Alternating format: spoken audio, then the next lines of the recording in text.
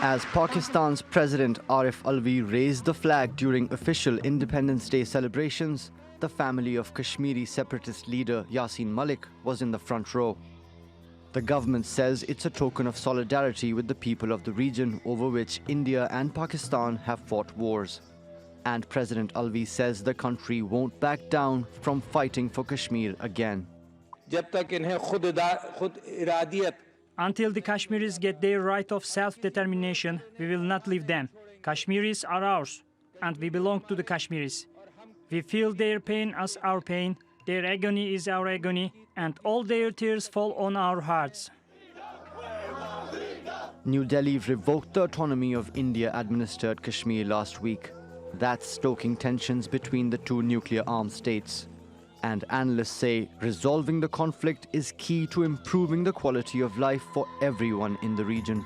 That would ease the border pain, and in the medium to long term, that will result in improving the relationship with Pakistan and India and take both countries to move away from the border tension to the socio-economic fabric uplifting, as the poverty level in both countries are very high. But for now, Islamabad's downgraded diplomatic ties with New Delhi, so a speedy and amicable solution appears unlikely. Pakistan's also battling another crisis. Its foreign debts are piling higher and the economy slowing down. The government's entered an austerity program with the International Monetary Fund to help repay its debts. It's discouraging imports to stem the outflow of foreign currency, and it's raising taxes and clamping down on tax evasion. But the opposition accuses the government of using the accountability drive to target its rivals. And analysts say it's scaring away investors.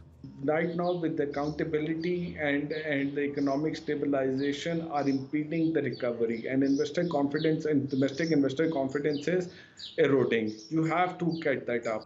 The rift between the government and the opposition is making it harder to pass new laws critical to the country's reform agenda and keeping it from attaining financial independence. Mobin Nasir, TRT World. And Mobin joins me now in the studio. Hi Mobin.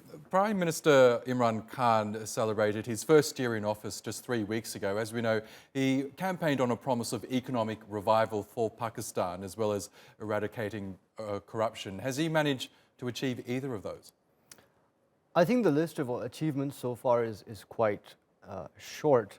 Having said that, of course, the state in which the economy was when the government came in was quite dire. So I would say that perhaps avoiding default on Pakistan's international loan repayments was perhaps the single biggest achievement so far, which of course could have spun this economy, as bad as it seems now, into a much worse state.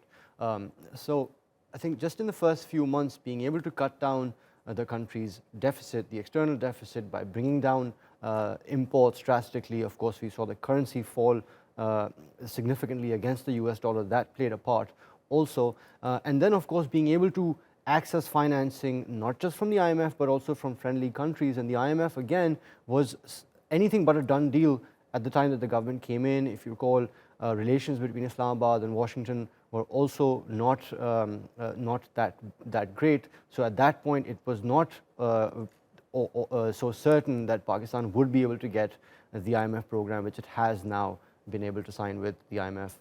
Yes, and one of the measures that Imran Khan's government has implemented in the hopes of raising revenue is an amnesty scheme that's aimed to perhaps bring more tax revenue to its coffers. Has that worked? So just based on the numbers that have been reported in the domestic media this week, about 125,000 people have availed this scheme. That's about $423 million in taxes that were owed over the past few years, and property and other assets worth about $68 billion being declared. So on the face of it, it seems to be a successful scheme, but we've had amnesty schemes in the past. What remains to be seen now is whether these people can be retained in the tax net, and if these collections can be not just a one-off, but something that the government is able to collect quarter on quarter, year on year.